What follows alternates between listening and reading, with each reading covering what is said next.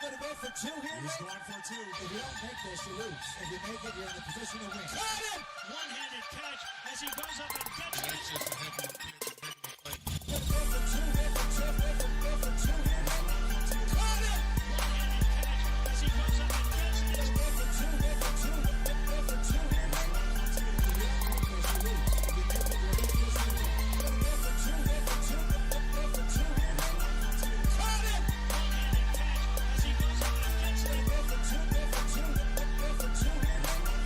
If you don't make this, you lose. If you make it, you're in a position to win.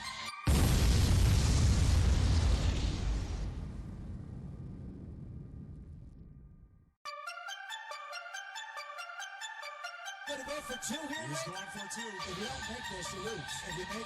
two here. Got him! One-handed catch as he goes up and gets it.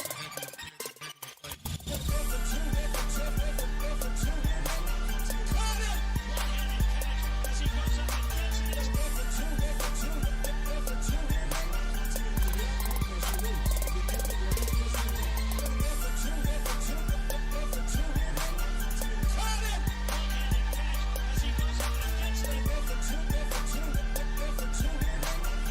you don't make this, you lose. If you make it, you're in a position to win.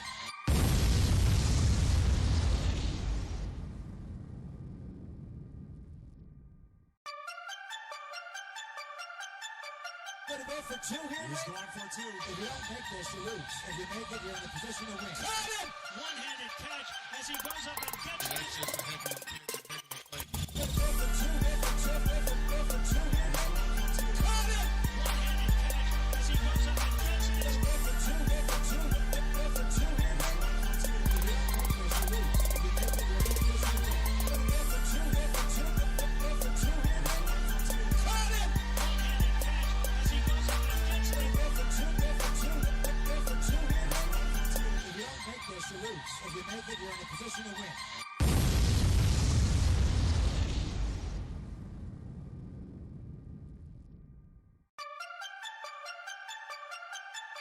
Gonna go for two here. He's going for two. If you don't make this, you lose. If you make it, you're in a position to win. Got him! One-handed catch as he goes up and gets it. It's just a heavy play.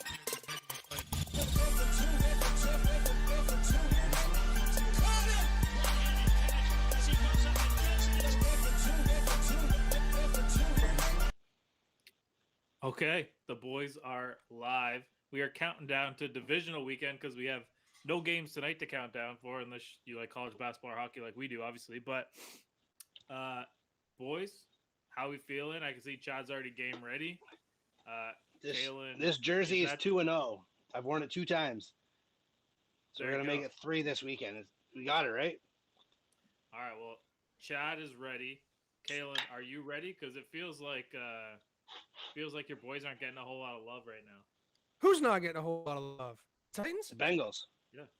Oh, okay. The Bengals. Man, I don't know if you guys, I sent a few memes into the chat with you guys. It has been a fantastic meme war this week between the Bengals and the Titans fans. There has been really, really funny video clips. So even if we lose this one, it's been a very exciting week with another fan base, to say the least. So I've had a lot of fun, guys. Yeah, I'm not going to lie. I've ignored every single one that you've sent. That's a mistake. You need to watch them, man. I'm telling you. Yeah. No, my team just wins football games and wins championships with their quarterback. We don't need to send memes. Damn. Okay. Well, we have lots of time to talk about both of your games, but the game that we're going to start off is the one that's closest to us. Well, I guess it'd be closest to us if it was being playing Buffalo, but I guess it's Kansas City, so who knows? You're gonna have to forgive me. I'm a little bit hopped up on some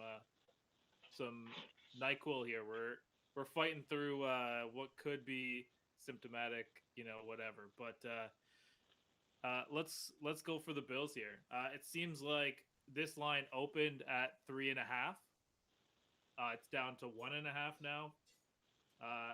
As you can tell in our Super Boost, which we'll get to, we have our own theory of what this game should be. But first question that I have about this game, boys, is will anybody punt in this game?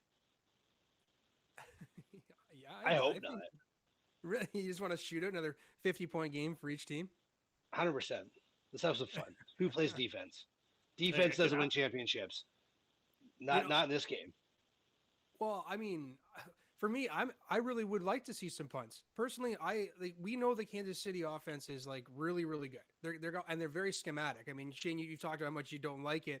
Don't even get me started on it. I will go off and we will talk about nothing else other than that shit today. That's right. Now, to me, I think it's a hard offense to go against because of that, because of the weird things that they throw into the motions and everything.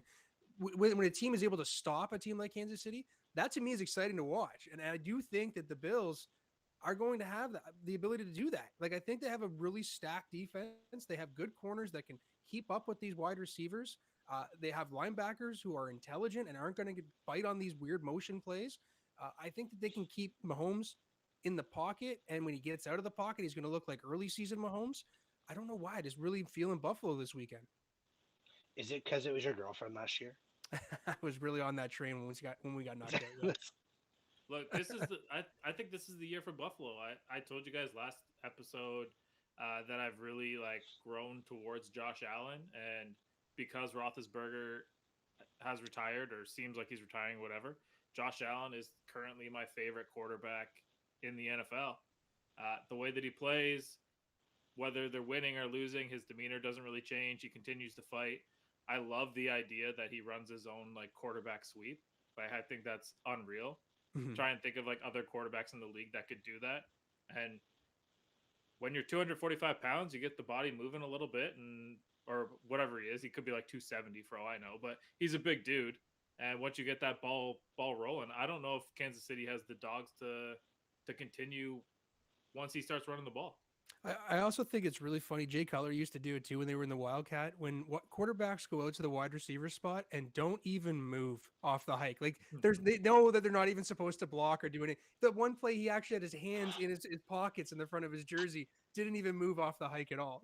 I love it. If I was a corner, I would jam him so hard if I Right, saw just that. take the opportunity. You got 5 yards. You like Let's you smoke you got them. a free shot. That's Like, right. just take him and ragdoll him.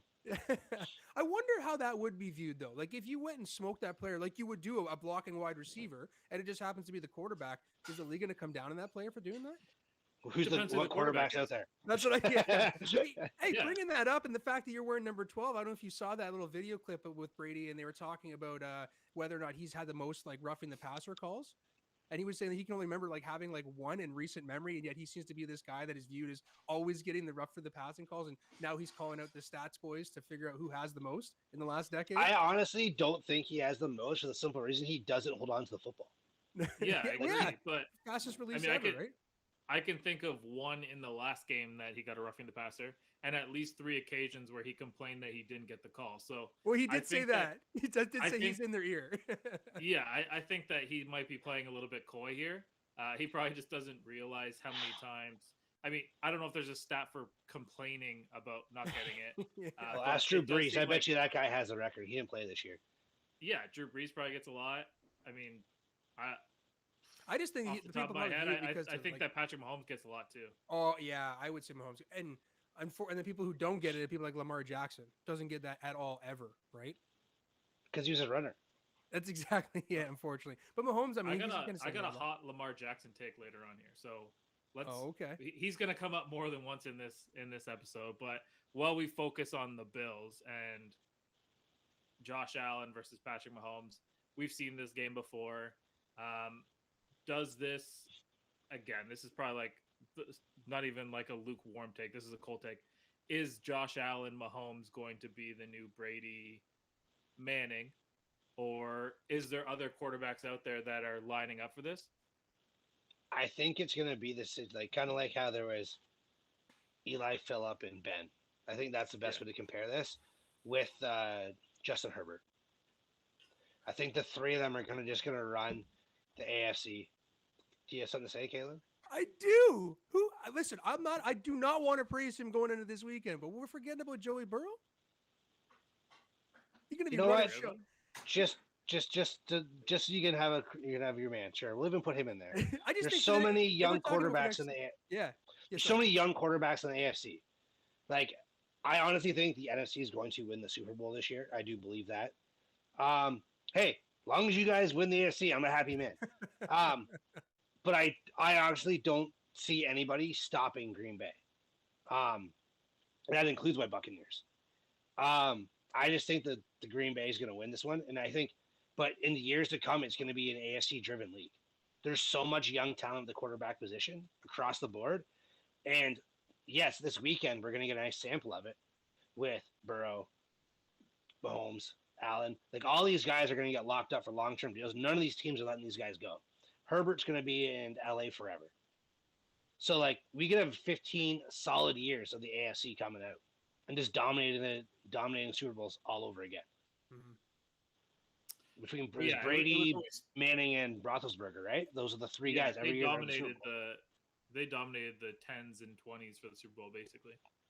And there's still one more name that we have no idea still where this is going to happen with this player. But Deshaun Watson, wherever if he stays in the AFC still and he ends up still playing, that guy can turn. Look what he did with Houston when he had Houston, and they fell apart completely. Just fell apart when he wasn't there anymore.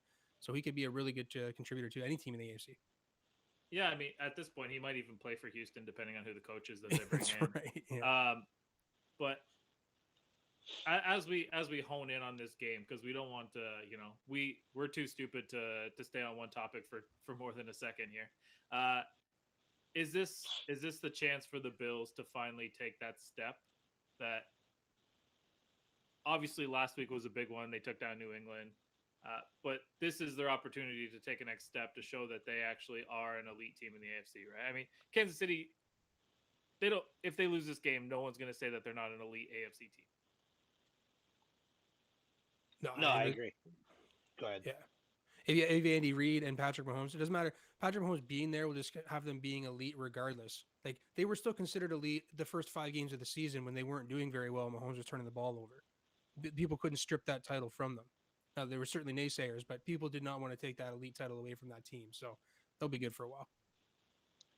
Yeah, I just think it's one of those things where the Bills have to win to I want to say to stay relevant. That sounds ridiculous. But to get the monkey off their back, almost, I think it's going to be because you got to figure out what you're going to do with some of these guys. Like Allen's up to get paid. Has he been paid yet, or is he going to get paid? He's been paid. He's been paid. So yeah, he's locked in. But does he want to lose? Does he want to lose to Mahomes? And then the next thing is, can he beat the great Patrick Mahomes? Can he beat the Chiefs? Because you're going to line up with them again. Yeah, and like you said, he can. And like you said, already, the Chiefs are going to be there next year again. It doesn't matter. Yeah. So the game's way more important for Buffalo, and I do think they can beat them. I think it's going to be one hell of a game to watch, though. And I think it is going to come down to Josh Allen because he is the Buffalo Bills. Yeah, and Josh Allen is who I would be throwing my money behind. And that leads us to our boost for this weekend. Pat over at CoolBet already got us the odds, so we can officially announce it. It's already been posted. So we got the Titans -2.5. We got the Bills -2.5. Yeah, that's right. We flipped the script on that, and we gave them the minus instead of the plus. And the Rams and Bucs game to stay under 50.5. That thing's going to pay +610 right now. So get it early because as those lines change, they're going to bring that down for us. Nice. I like you taking the Titans. I don't like the under. You don't like the under? No, I think they're going to both teams are going to score. I think it's going to be like a 20-17 final. Aaron Donald's going to be able to stop. He's going to be able to get by Wirfs. Wirfs isn't going to be 100%. Whether Fournette plays or not, I mean, I guess we'll get to the Bucs game a little bit later on. I'll give you my my theory as to why it's going to be a lower scoring game. But let's go to the Titans and the Bengals. One that's been tearing on the heartstrings of Kalen basically since Saturday or Sunday when this thing was decided. It looks like Derrick Henry looks good at practice. Yes. There's conflicting reports that he's maybe only going to take 15 snaps. You are our Titans insider if Reddit was our inside game, so you might have a little bit more insight as to what's happening here. So I need to know what's up. Well, the beat reporter in Tennessee said that the source that talked to him today said that he's going to get 20 plus carries. I don't really like. I'm cool with him spreading it out. What I'm most excited for is the deep shot because we haven't had it all year long, and Tannehill is one of the best deep throwing quarterbacks in the league too, and he goes up 7 yards on average on play action when Derrick Henry is in the game versus when he's not in the game. So I'll take those yardage every single time because we were behind the chains a lot on second and third down because our run game wasn't there sometimes in the game. Derrick Henry being there is just going to change the element 100%. And the Bengals defense, we talked about it earlier, their defensive line is beat up. Hendrickson's back. So I'm actually happy to see him play because I would like to see a full Bengals squad against what is going to be a full Titan squad for the first time this year. I would love to see that, to see who actually comes out on top. I don't know if you guys have been, did you hear about the ticket stuff they're doing down, the ticket policy change down in Tennessee? No. So anybody who's trying to buy a ticket right now, you can't transfer the ticket until an hour before the game. So you've got some like people from Ohio that are not going to make that drive, that 4.5 or 5 hour drive in the way they may not get that ticket because they're only getting an hour before. So they're trying to keep out the Bengals fans. Small market got to do what they got to do, guys, I guess. Yeah, I have a question though. You said the beat reporter said he had a source. Mm-hmm. Wouldn't the beat reporter be already on the field at practice? Yeah, well, he was one of the – he took the videos. That's one of the guys who took the videos of Derrick Henry doing his sprints today and dancing around and having a good time and feeling his vibe. I'm should seeing the beat reporter be the source? That's what I'm trying to say. Well, the He's team got an source. inside source Inside behind. source. He's got an extra source. But I know. yeah, Like, I was just like, what did he say? I was like, did I hear this right? I was like, shouldn't the beat guy be the source? I don't even know. I guess He's yeah. trying. The beat guy's trying, but they get a lot of access that that other people wouldn't get, and I'm sure that he talked to a coach that didn't want to be named. And look, I think that it's a big thing that Derrick Henry's back from. It's nice for them to get on a playoff run. It's also really cool that the league didn't cancel the game because they found out that Christian Fulton was playing and that the Bengals had absolutely no chance because of it. I think that it's fair that they're letting them play the game. But here's something that I heard, and I've read a little bit about it, and it might not be coming out of Tennessee because Tennessee's their own little dome, their own little bubble. If Ryan Tannehill doesn't win this game, is his job in trouble in Tennessee? I don't think so. But we're like we don't have a quarterback in the wings that could take his spot. Logan Woodside's not the answer. We're not in a position to take a flyer in a draft this year. There's nobody in potential free agency that I think we could take. Tannehill is a good answer. He's got us to 10-5. Like before we have, he's a good quarterback who hasn't had his offensive weapons all year long. We got to see, I know it's a bad Houston team, but we got to see what Tannehill can do against a team with his full weapons on the field. Even Anthony Ferkser got a touchdown. The guy needs to have Julio and AJ on the field, unfortunately, to do anything. Ferkser, I barely know her. Exactly, right? And his cap hit next year. I mean, we are tight against the cap as it is, but his dead cap hit is just too much. We're stuck one way or another with him for one more year, I think. I'll tell you the name that I heard, and then we'll talk about it all off season and see if it comes true. But Russell Wilson. So take that, absorb that, take that for whatever it is. I don't think that Ryan Tannehill's a bad quarterback either. I also think that they would be pretty stupid to move on and pay the extra amount to Russell Wilson that he would dictate over Tannehill. So I'm kind of in your camp about it, but I thought I would get you on the edge of your seat because I heard that and I knew it would piss you off. Well, I'm not gonna lie. I would say I as a quarterback, that'd be a sexy job as a quarterback. Yeah, I know, right? Like that would be a sexy place to go if I was a quarterback, and that little snipping out of my ear, I'd be all over my agent to make that happen. Yeah, and you have his good wife old is a line. singer. Yeah, His she wife's a definitely singer, sings so she country. Well, hey, you can be whatever you want in Nashville. You could be whatever you want, Chad. Can I be 6 feet tall? You cannot be 6 feet tall in 6 Nashville. feet. All right. So you just lied to me. I see how it is. Unless you're standing on a 1 foot block. Got it. But yeah, I think that'll be an interesting one. I think that it would be pretty wild for them to move on from something like that. But I think that this is a big game for Tannehill to win, not because he hasn't won a big game before, but I think that public perception is, who are the Tennessee Titans? When people were saying, oh, who got the buys this year in the NFL? The casual fan would know that it was probably Green Bay. I don't think that the casual fan know that Tennessee got a buy. And I think some people are going to be surprised. The casual, again, I'm saying casual. It's not disrespectful. The casual fan's going to turn on the TV on Saturday and be like, oh, yeah, Tennessee. Oh, yeah. Don't they have Derrick Henry and Julio Jones and A.J. Brown and the Messiah playing in their secondary? I think that they do. We should definitely pay attention to this. You know, when the opposing quarterback brings up the corner, that's something to speak about. It speaks volumes, especially when they were teammates, Shane. That's why I call them the Messiah. I'm on your side here. I'm trying Stop to. it. Did you see the? I agree. Hey, listen, a lot of the casual fan probably wouldn't even know that we finished number one. I don't know if you saw the meme, if I put it in the chat or not, but it's like the one where the guys are arm wrestling. So the two muscles, and on this one it's saying the Titans, and on this one it's saying peeing out a kidney stone, and above it says the worst number one ever. I knew you'd You did like not that put one, that in- Shane. You did not put that in our group chat because we would have definitely liked that one. I would have looked at that one for sure. It's a good one. Now, we talked a little bit about the offensive line and the defensive line in Cincinnati. So, can the Bengals keep Joe Burrow upright? Because even with their offensive line the way it was, I think that he was the most sacked quarterback in the league this year. I'm not willing to say that Tennessee has elite pass rushers, but they have guys that can get to the quarterback. And if the coverage is as good as we think it's going to be, like the second coming here, then there's going to be sacks galore. Second in the league in sacks. The only team to have 3 players with 8+ sacks in the league. They can get to the quarterback, Shane. They do have some good pass rushers. They don't blitz. I don't know if you saw that picture I put in the group chat or not. We blitzed the least amount in the league. You realize that we don't look at any of the photos you sent us with the Titans. Come on. So they blitzed the least amount in the league, and yet they're second most in the league in sacks. And Joe Coverage Burrow, sacks, right? yeah, well, yeah. And Shane loves the all coverage count. sack coming from Bud Dupree.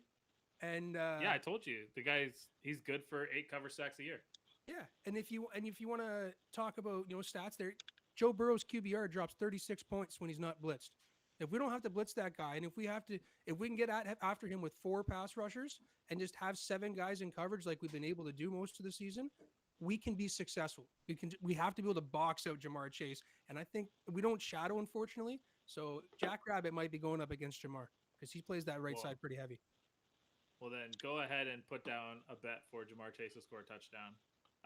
Stop it! no. He was one of the best corners in the league the last 5 weeks. Even if you can shut down Chase, you probably have to stop Higgins.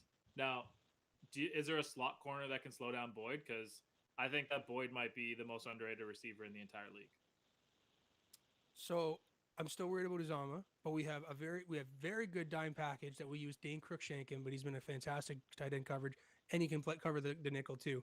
But then Elijah Molden has been the only rookie in the whole draft class that's actually played against the whole year this year, and he's played really, really well for a slot cornerback. PFF loves him. I know you guys love their PFF stuff. No, that's garbage. Well, you're awfully. Can the defensive. Bengals win this game? Yeah, can the Bengals win this game? Because I don't think they can. That's what you're telling me. Do I think no? I think there's a lot that's stacked up against them. Unfortunately, I think that they're going to get touchdowns. I don't think that we're going to keep them out of the end zone.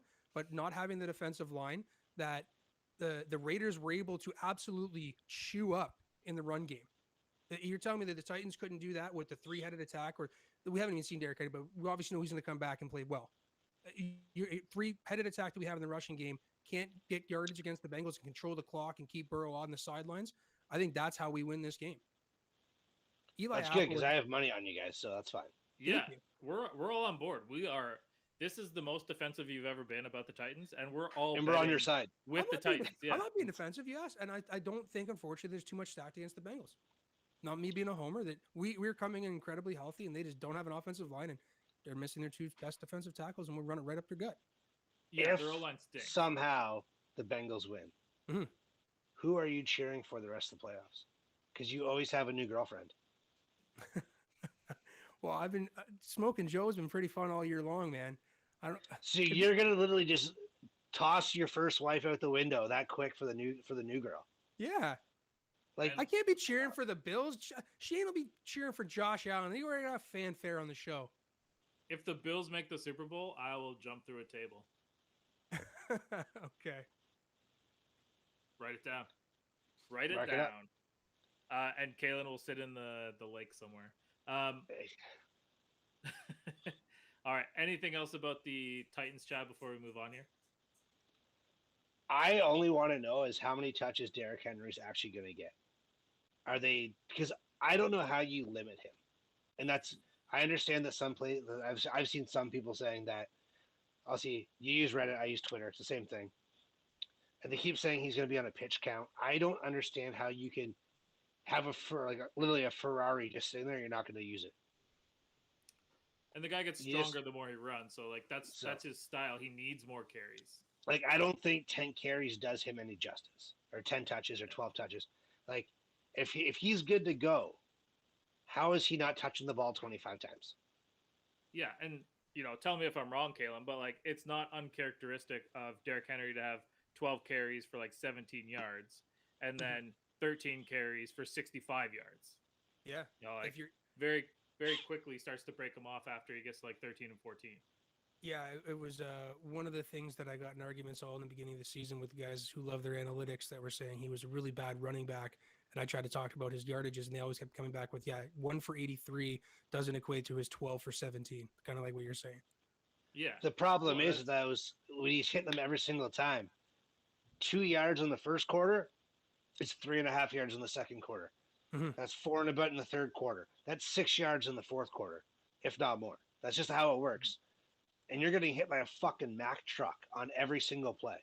That guy can play D end in the NFL as a rush end, and he's coming at you. And if you're a 195 pound or a 205 pound DB, you're making a business decision. I'm telling you right now. And if it's not going to be that warm, probably in Tennessee, it's not going to be cold by any means. But I don't care if it can be fucking 100 degrees outside. I don't want that guy hitting me. Mm-hmm. Especially in week 19. Well, this is week 20, actually. And I don't know if you remember the specific run in the Bills game this year when he broke through for that 80-yard run. That one, he ran into his offensive lineman and the defensive lineman. He ran full stop, was able to still blow past Edmonds, and then split the safeties and go to the house. There's no other running back in the league, I don't think, that can potentially do that. Run full tilt, come to a complete stop, and take off like that and be able to get the touchdown. Maybe you get a lot of 40 yards or something like that, but you're not getting 80. Right, yeah. And look, I think that we're all in agreement that the Titans are going to win this thing. The only way that they don't is, I think, if they give up more than 24 points. I'm just not sure if the Titans have that in them to, keep up into a shootout with the Bengals, but we'll see. A lot of intrigue going into this Green Bay-San Francisco game. The line started at 4.5. It's crept all the way up to 6. I think with all the guys announcing that they're going to be playing, like Jimmy's playing, Warner's playing, Bosa's playing. All these guys are going to be cleared to play. I think that it's probably a little bit of a closer game. Now, a stat that I was unaware of, but I probably should have been more aware of. Do you know what Aaron Rodgers' playoff record against the 49ers is? Chad, you're the NFC. You got to take a shot. I know it's a losing record. I know that much. I don't know the exact number, but I think I think he's only won one, I believe. 0-3. Yeah, 0-3. I thought 1 and 2. That's what I actually thought. So, yeah. But I mean, I could think of 2 games in my head, but I couldn't think of the third one. I didn't go bother to look it up. But I know obviously that NFC Championship game, and then the game where Kaepernick went off. Yeah, that's the 2 I could think of. So maybe Cap took it to him twice. I'm not 100% sure, but I can't. I thought Brett Favre was playing the 1, so I thought Brett Favre was playing 1. Maybe I was wrong. Yeah, no, it's wild to think that, and I just don't see that happening this year. Like, my dad's a 49er faithful. I was raised on the 49ers. I chose Tampa when I was 10 years old, I think. I became a Tampa fan because Warwick Dunn got drafted there, and he was 5'7". And I was like, I got a chance. Yeah, that's literally what it came down to. I did not have that chance. Yeah, that's actually when I came a Bucs fan. Grade 8 and 5'7" now. So no, I was actually under 5. I was under 5 foot in grade 8. So. Well, but yeah, no, so I grew up 49ers wise. I know a lot about their history and how they grew up. And honestly, I would love to play San Francisco in the NFC Championship because I think that would be the most hateful fucking week in my family of all time. There'd be nothing. How you're parading around with your Titans memes all week? That would be my dad and my conversation for the next 7 days if the Bucs and San Francisco won this game. I just don't think they have the firepower to keep There's Devontae Adams. That guy's better than probably any receiver in the league right now, outside of Cooper Kupp. They're 1A and 1B. There's Aaron Jones. And the guy no one talks about is AJ Dillon.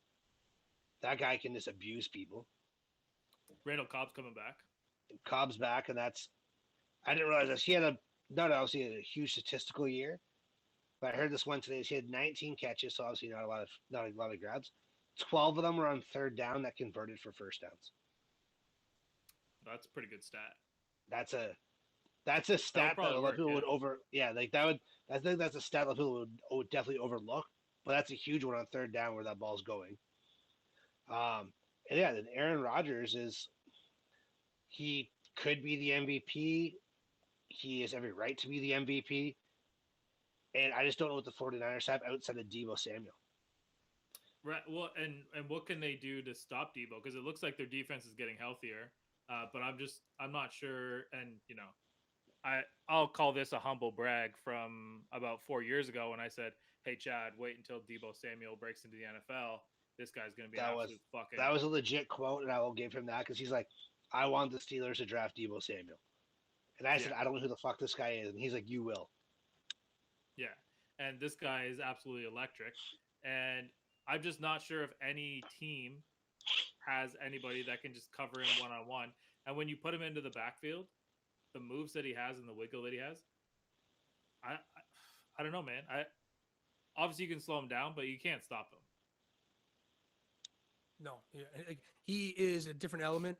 Again, I talked to her a few weeks ago that because he's a wide receiver, he doesn't get the mention for the MVP. It's sad because he got 2,300 scrimmage yards this year. It was like 14 touchdowns, I think. 8 receiving. 2,300? Yeah, scrimmage yards. He had 1,400 receiving yards, and he had 800 yards rushing. And he missed 3 games. Yeah. Or 2 games, sorry. Like what he did this year is insane. Like he needs to be mentioned more for and now we know what he can do, right? Like this is going to be kind of expected of him all the time. To think that he was an emergency pickup to do that, it's insane. Well, yeah, look, I say emergency pickup, I mean emergency switching a position. Yeah, and I mean just the way that he's built, like I think that you're going to see a lot of teams switching to this type of an offense where maybe you have a stable of running backs, but you know that you need to get your receiver the ball a little bit more. And that's a pretty good way to get your receiver started. If you give Samuel 5 carries in the first quarter and get his blood pumping and then just start throwing him slants the rest of the game, Green Bay could find themselves in trouble. I don't know how you defend that. Well, I mean, go ahead. I was going to say he does turn the ball over. That is the one downside that Deebo does unfortunately bring to the table is he is prone to fumble the ball quite a bit. I'm going to tell him you said that. We had 4. Okay, if you're running back, and he's not a running back, but if your running back had 4 fumbles and 3 of them lost in a season, that would be viewed as a very down year for most running backs. Yeah. Right. You think so? Yeah. I know he's not a running back, but he brought a lot to the team. But you're gonna probably drop the ball once or twice. Well, it's a risk and reward, right? When he's on the field, because like you're putting him out there, you're putting him back there for matchup purposes, and he is your most explosive and he's your biggest weapon. So you're gonna, like how I said I'd use Derrick Henry and abuse him right to the end. Like you're gonna do the exact same thing with Deebo Samuel. Right. It's the only way you're gonna win the game. Yeah, Elijah Mitchell's had a great year and he actually has phenomenal vision. But yeah, if you need to change the tone and you need a big play, like the 49ers put Deebo in the backfield against the Cowboys to get that first down. There was and everybody knew he was getting the ball. Like, it wasn't a surprise. And I think he got out of this shitty spot. They wanted that. That was for TV purposes. But he was put out there for that reason. And I do believe that. I think if they went for it on 4th down, I think he was getting the ball again. No, I agree. And when it comes down to it, like I look at this game, it was left out of our Super Boost for a reason because I don't even really there's no way I can go with the Packers -6 here. And speaking of your bet here, I read this earlier. The 49ers consensus 6-point underdogs against the Packers. Right? Jimmy Garoppolo is 13-5 outright and 14-4 against the spread in his career as the underdog. That's the best winning percentage by any quarterback as an underdog in Super Bowl era, including the playoffs. Yeah, and I think that they are going to cover. I mean, I think that the Packers are going to win. But then you tell me it's coming down to kickers. And if I had to back one of the kickers, am I going to back Mason Crosby or am I going to back the Gold Rush who's never missed a playoff kick before? I think if I was a Packers fan, I would really, really hope that this one gets out of hand in the first quarter and you can just kind of cruise, because I'm not sure that their hearts can take it, and I'm not sure that they can withstand another Mason Crosby running out there to miss a field goal.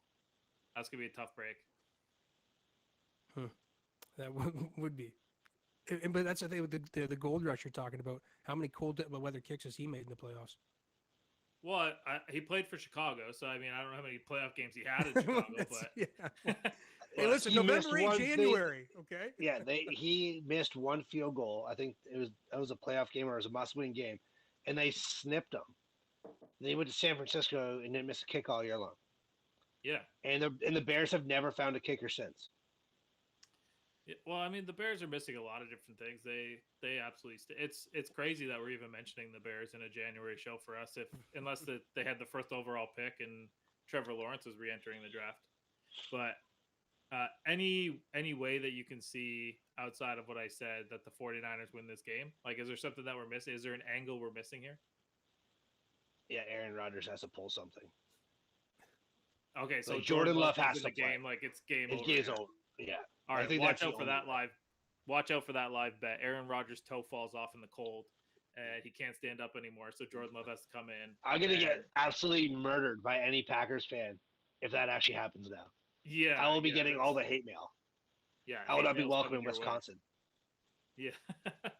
Well, let's pivot for your game there, Chad. But before we talk about the game, I want to talk about the absolute bullshit ruling by the NFL. Bruce Arians, with a torn Achilles, runs on the field, slaps a player in the head, which is his job as a coach, and the league goes ahead and fines him $50,000. No, He's that- appealing. That Now, is Chad, the you've biggest coached in this this is new the era. biggest Me Too bullshit I've ever fucking heard in my life. Am I allowed to say that, Liam? No, that's a hard Liam no. says you cannot say that. That's You it. cannot say that. No, you're Um, not allowed to say that. It's too late. It's already live.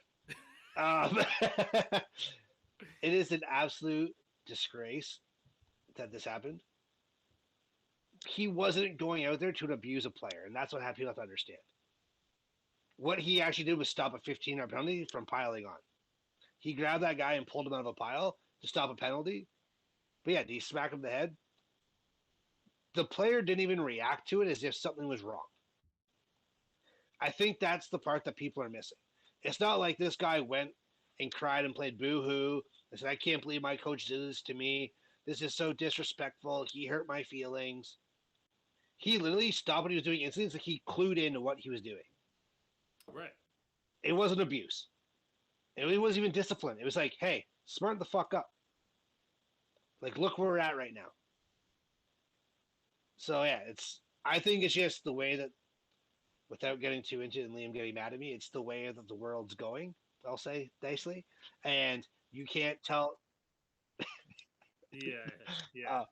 Yeah. No, it's soft. Like, and Kalen, like we played together, but I can remember a specific instance where the offense turned the ball over because our offense sucked, and Kaslik grabbed my face mask and pulled me over to him and said, "Go get me the blanking ball." He said, "Go get me the friendly ball," and I was like, "All right, whatever. Yeah, my coach is like grabbing my face. He wants me to do something. Like, the guy's in charge. What are you gonna do?"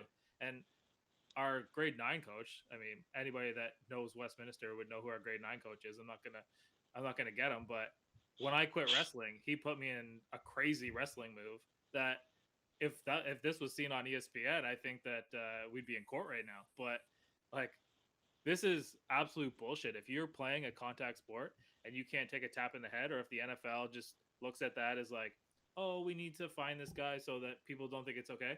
Like, it is okay. That's the problem. There's absolutely not. It's not like he screamed some hate profanity at him or did something that could possibly injure him. He hit him on the head. Hey, don't be stupid. That's it. That's all. I guess I'll be the odd man out here, guys. As sometimes that does happen. I just think about it across sports. You imagine an NBA coach hitting their player in the head like that, Do they wear helmets? The helmet. But that's exactly what I say. I think because he wears a helmet, he gets a pass. I think it's a precedent. It's just something that doesn't look good in the league when you have a guy who is old enough to be your grandfather Chad, I mean, you kind of half checked yourself when you said he stopped himself when he almost realized what he was doing. And you could see him do that. He half stopped himself. No, While I you're meant the stopping- player stopped. He's not the Oh, player okay, from okay. doing what he's doing. Well, it looked to me like Arians half stopped what he was doing and realized what was up too. And to me, why are you stopping? Follow through on it. Hit him if you really truly think that what you're doing was okay. But I think he wasn't knew trying to was sleep wrong. the guy. It was just No, like, I hey, agree. smarten up. I agree. But again, I just got to look at it across leagues. If I saw an NBA coach do it, an MLB coach, an NHL coach do that to a player, wouldn't be viewed very likely or highly either. I So- can tell you right now, an NHL coach has definitely smacked a player on the bench, and you just don't see it. Yeah, he's probably kneeing them in the back. Well, I can't judge what I can't see, right? What I did see is a guy run out in a big game, pivotal game, and smack his player when he probably just could have stood in the sidelines with his torn Achilles. So the next time a coach smacks a player on the ass and says, "Good job," is that 50,000? There's an intent. There's an intent Mm. for something there. There's an intent to congratulate somebody versus an intent to Maybe stop we somebody don't know from that he was doing- disciplining him. Maybe he was saying, "Hey, nice fucking play." Well, neither here nor there. I mean, we can't split the hairs. All right. Well, the Buccaneers are getting 3 points at home to the Rams, and obviously this is one that's going to be important for us because Chad's a Bucs fan. Surprised by that. Liam, who you can't see, is a Rams fan. Now, I thought 3 points was a little bit disrespectful towards the Bucs, in my opinion, but you're the home team. You get a little bit. You should have a little bit more than 3 points. I mean, that's basically saying if this game was in LA, that the favor is going to LA. I do think it's going to be a low-scoring game, and I'm not one to bet against Brady. That's why I threw the total into our boost, not the outcome. But I do think that the defensive line for the Rams is going to cause Brady a lot of fits, and I think that what the Rams were able to show against basically like a broken down Arizona team was enough for me, and I think that it's going to be the Rams that are leaving this thing victorious. I said this last week. I wanted to play the Cardinals. I'm very worried about this game. I never lied about it. I don't think the Rams have the back end to stop us in the passing game, but their force unit is so good, and we have a very banged up offensive line, and that's where my worry is. Keyshawn Vaughn has looked phenomenal. Yep. I think we're going to see a lot of him. We're going to see playoff Lenny. Is he And back? I literally- Is that official? He's back. He's practicing today and going, so he's playing. And I honestly believe Cameron Britt and Le'Veon Bell are going to be the X factors in this game. So Bell is a question. So I picked Bell to score a touchdown in the last game, and I didn't go back and look at this, but I don't even remember seeing him on the field. So I was a little bit. I actually meant to talk to you about this earlier in the week. Are they even playing him? Like, obviously he was dressed, but I didn't see him on the field at all. He didn't play last week at all. I do believe he's going to play this week, but I think he's going to be in a receiving role. I don't think he's going to be out of the backfield.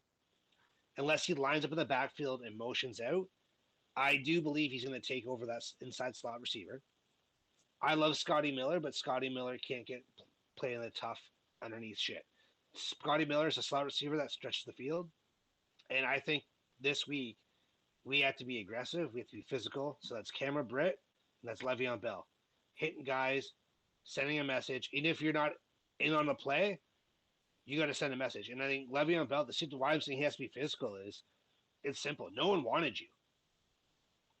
So if you want to come back to play football again, like, you're not getting paid this year. You're at the better minimum. Like, this is your one and done. Well, And for Cam, he just simply wants to make sure that he shows up enough that you can pronounce his last name correctly. That's not going to happen. There's one thing I'm really good at. It's called butchering names. for the Bucs, the biggest concern for me is the fact that they already did a PED test on OBJ after that game, because obviously he balled out, so they thought like he was on something. But now they can't test him for like 10 more days. So is there a possibility that this guy's going to be doing the substance that he's not supposed to be doing? Maybe. So give this guy a little. Who knows? I don't know. I'm just speculating. I was saying like this guy's at his best. You got Cooper Kupp, Cam Akers looked really good. As Sony many Michel. touchdowns with the Rams as he had with his entire tenure with the Browns. Yeah, and I think that the Rams offense is going to be fine depending on what Stafford does, but I don't think that McVay is going to put him in too many bad spots. If the Bucs D line and front seven can stop the run, which they've done all year, but if they can do it against McVay, then this one might be a different game than I think. But I think that the reason that I took the under in this game, knowing that the last 4 games that these guys have played together have all gone into the 60s, is because I think that both teams are going to focus heavily on running the ball and the short passing game. And I think it's going to be long, sustained drives and a lot of punting. We might not even see the first score in the first quarter. It might be a blank first quarter just as they feel each other out. But usually those kind of games lean towards experience, which you would probably think Brady. I do think that the Rams are going to find a way to get it done, but I'm not touching this one as far as anything other than our total that we picked. Yeah, like both teams' weaknesses are their back ends. The Rams aren't that great against the pass. The Bucs are banged up in the secondary, and we both have really good receiving cores. So it's going to come down. I think that's what's going to make the difference in the game. It's going to be a blown coverage that loses this game. Yeah. So if you're going to trust coverage, the Bucs don't have a Jalen Ramsey. No, but that's all the Rams have. Yeah, So- that's true. Well, isn't Taylor Rapp going to come back? And I thought they had a couple guys that are coming. I mean, obviously, Eric Weddle's there, so Yeah, not too worried about nothing to him. be super concerned about. Yeah, Chad, I don't think I had the chance to ask you how you feel about Vea's contract extension. How do you feel the size of it and everything? I know you weren't a fan when he got drafted. I know he grew on you a little bit, but is that too much? I like Vea. I did not like where we drafted him. I wanted Mr. Fitzpatrick, who was drafted and then traded as a fucking first round pick and on his rookie deal. Shane's very happy about it. I'm still a little upset about it. Hell yeah. And luckily, yeah, we did find this. We found some safeties, which is nice. But they're not guys that could be who I would consider potential all pros every year. But yeah, no, we need to solidify Vea. It's a lot of money, but he does when he is healthy, the value's there. My concern is that I don't think he's played 16 games once. Woof. That's my only concern.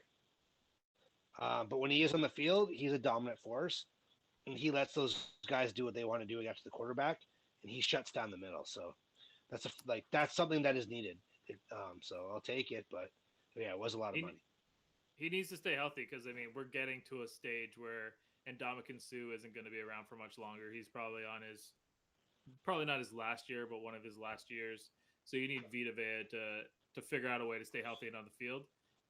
But when you have Vea and you have Suh, it's going to be really, really difficult for them to try and run this thing up the middle. So I think it's going to be a lot of bootlegs, short passes, and a lot of zone reads. If they can make that kind of, I don't know if the Rams have the dogs to make something like that work, but McVay knows how to scheme it up. So Akers had some pretty sweet wheels last week, and some that were just missed that could have went to the house, right? And that was another good front seven. Right? Arizona's a good defense, but when you have Kyler Murray playing football like a complete asshole, Carson Wentz playing football like Carson Wentz. Yeah. that touchdown or the pick six was horrible. That might be the worst we'll ever see. Yeah, so that was the shortest pick six in playoff history. Just the shortest quarterback to ever play. Yeah. Well, that guy, yeah. When he's not in very the tall. backfield beside James Conner, it's hilarious.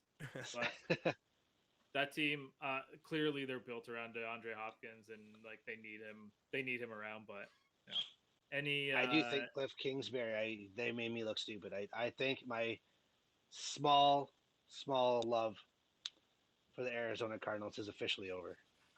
I gave them 3 solid years of my life, and they've let me down every single time. I hope that you never experience what I did experience, Kalen, with the Bengals. Well, I don't know if it's the true. playoffs, so they will. Stop it. I don't know if it's true or not, but there is one verified reporter that's saying that there was quite a strenuous meeting between the GM and Kingsbury and the owner, and it did not end very well with somebody storming out. But then Ian Rappaport said that he doesn't know about any meeting. So no idea what the truth is down there. I do think that the seat is hot. And I don't know if it's just hot for Cliff, though. I mean, it might be hot for Kyler, too, which is crazy. We're talking about MVP status earlier in the season. But what the hell was that yesterday? If you're going to be It's how you finish, man. yeah, exactly. If you're going to be That talking simple. about the MVP, you got to be able to carry your team at least a little bit when they need you. And that pick six, that put them in. There was nothing they could do come back from that. Yeah, yeah. Oh, and it wasn't even just that. Like their offense just sucked, and when it came down to it, they weren't utilizing the guys that got them there. I mean, Rondell Moore wasn't getting a whole lot of action. Christian Kirk basically didn't get his first catch until almost the end of the first half there. So I don't know. We'll see what comes out of the Cardinals next year. I wouldn't expect high things, but any reason to not believe in Tom Brady and the Bucs here, Kayla? The offense that the Rams have between OBJ, Cooper Kupp. I talked about Cam Akers and the leak routes that he had, and I think that again there was 2 times there that he probably could have went to the house on some leak routes that the connection was off, and I think they're going to get that timing down after having a few more weeks of practice or another week of practice together. So I think the offense that the Rams bring might be enough to overpower whatever and the schemes that McVay can bring to the front seven of Tampa Bay might be enough to overpower them. Yeah, like I said, I'm staying away from the outcome. I'm betting the total, but I have a feeling that the Rams might be able to make something happen here. I kind of hope for Chad's sake that, like he hasn't got to see a lot of winning. I mean, last year was kind of his first year. I saw they actually let's give put him out a this chance. thing. It was every division's record the last 10 years. Guys, if we're friends here, The Bucs literally were 59 and 100. They stink. They're They sucked for a long time. That's been the last 10 years of my life, man. And you got to think, we won 13 games this year and 12 last year. So out of that 59 wins, 25 of them were in the last 2 years. Yeah, that's a lot. That's almost half. Guys, if we're going to be friends here, what we really need to do then is to cheer for the Rams to get to the Super Bowl because Liam's still a Rams fan. Cheer for the Titans. Fuck that guy. Cheer for the Titans to get to the Super Bowl, and let your boys' team get some retribution from years ago. Come on, let's start this train. What is That's that? a hard Shane? no for me, dog. You're short. You're about a half yard short, player. That's right. Let me get some retribution. This guy, Yeah, Derrick Henry, is not going to be a yard short. I'll tell you that much. That's true. Andre Dyson was. I'm pretty Kevin sure that's Dyson. what it was anyway. Kevin Dyson, Dyson. whatever. I knew it was a Dyson. All right, that kind of lines us up for playoff divisional weekend. But I was made aware of something today that there's a pretty big UFC card, and I'm not a UFC guy, but I like to bet and win money. So I'm gonna turn it over to you two guys because I think that you guys know a little bit more about this UFC stuff than I do. So let's go ahead and preview a couple of the fights here. There's a flyweight title fight. But Chad, go ahead, take it away. So yeah, we got Brandon Moreno and Davidson Figliardo, I think. I'm not going to even attempt to say that name properly. It is their trilogy bout, and the first two both have been absolute bangers. Fight of the night. I think both of them are both known as Fight of the Nights. I think the first one was up for Fight of the Year, actually. These guys, and the one nice thing about the 125ers is they just throw with no thought behind it. Like, we're knocking people out, we're swinging for the fences, and a lot of in those fights go the distance because their carters are so good, and without insulting them, they don't have the power to sleep guys usually. And they're just excitingly, they're fast paced. Both guys can throw. Both guys have great ground games, and yeah, it's the rubber match. I'm super pumped about this one. I was shocked though at the odds. That's the one that threw me off there. The minus 175 on Marino, I think that should be a lot closer. I don't know what you, Caitlin. I think that should be closer than that. Value-wise, the money's going the other way to me. I don't have a decisive winner for how evenly matched these guys are, and both their matches have been. But yeah, no, I do believe that Davidson's a better bet here. But the fans love Marino, and his story is amazing. Like he was on the Ultimate Fighter. He was the last pick actually. Got to the finals. I don't know if he won. I'm not going to sit here and say if he did or not because I don't remember now. But then he ended up getting a title shot. Took Davidson to the bell in a war, and he almost got cut from the UFC. 2 years later, came back and became champion. So the story's there, and I do, and like but I just think that the odds are too good not to go the other direction. Yeah, I mean, if you're looking to make some betting bucks, you're right. There might be some value going the other way, but I do think that Moreno has this fight. I talked about it with Rick, and I think that he's feeling the same thing. I think in the long run that Moreno has figured him out, and it's going to be Moreno. They're going to go the distance. Nobody's getting slapped like you mentioned in this one. I don't want to see a draw. I mentioned that in my conversation with Rick. I hate seeing flyweight draws or flyweight close matches. I do want to see it end somehow, but it's not going to be in a sleeper. I know that. Yeah, like Moreno found out Davidson's timing in the second fight, and he started piecing them up there in the end. So it's going to be really fun to watch that way. And I think actually once football, I hope I can make it because there's two bangers of a fight on this card, and I want to see both of them. Like you guys, I go to bed at like 10 o'clock. This card's not even starting until 10 o'clock. But this is maybe one of those ones where I might have coffee at 9 o'clock because I want to see both these main events. It's wild that these two guys are the get yourself a powdered donut, and you should be fine. Not a chance. Yeah, and then fight two. I mean, you want to lead right into it. You got Ngannou and Gain or Goin, right? Goin, sorry, and in the heavyweight match. This one's not going. This one's not going the distance. Who are we betting on for the first one you talked about? Oh, Moreno. I'm taking Moreno on that one. He's got my heart. I mean, like Chad said, the story is there. I think that there's something. Value. The other one is the value's not there. Yes. Is he going to knock out or submit the guy at least? I'm going to tell you, Shane. I will tell you right now, Shane. If you want money, take both underdogs because they can win this very easily. Okay. And there's so much value if you can parlay that. Deal. So going into the heavyweight match, Chad, go ahead. You want to start it up? Go ahead. I'll start it up. Yeah, we got Gagne and Nagano. Nagano's a champion. He's an underdog, which is wild. Yeah, you know I can't. So it's way better. It's way better. Yeah, you know I can't do that. Yeah, the champion's the underdog, which is wild to me. And all this guy does is knock people out.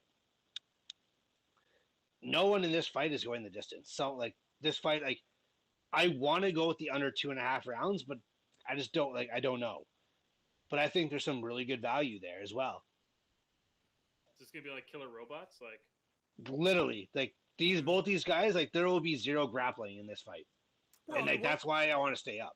Well, the one guy is Muay Thai, right? Yeah. Whereas Ngannou is straight boxer. Like Ngannou wants. So I'm interested to see what his post career is going to be like if he's going to actually go into boxing because that may be the next match after this. Who knows? Well, he's a free agent after this one. That's what I mean. Francis, yeah, he's going to stand in the box. He wants to bang, and that's what he does. And he puts guys on there. He knocks them out. Ciro Gone, I don't know what the fuck his name is. I'm done. Fuck name. Fuck him. He's going to stand on the outside. He's got long ass reach. He's going to pick Francis apart. Like that's his style. So it's like you're seeing two different styles of strikers, and we're going to figure out which way this is going to go. But either way, someone's going to sleep. Rumor just came out now that Francis knocked him out in sparring. They used to be sparring partners. Yeah, so I like. My heart says, and the money says, take Francis. But my head says go the other route because Gagne is he's a better striker overall. He has more weapons, whereas Francis is just going to stand in the pocket and punch. Now, is there a possibility? And I mean, the UFC and wrestling is a little different, but if this guy is potentially like leaving the UFC, this Nagano guy, could we see a repeat of Bret Hart in the WWE and the Montreal Screwjob? Yeah, like is this gonna happen? I don't think so. I hope not. Probably because the UFC is real and it's not scripted. That being said, like if it goes to the judges, like you don't know which way it's gonna go. But this thing is not going to the judges, so it doesn't matter. So it's not gonna be like rough and rowdy style, like 3 1-minute rounds and then just the way she goes. Yeah. Sometimes you lose like that, right? God damn, Chad. Twice.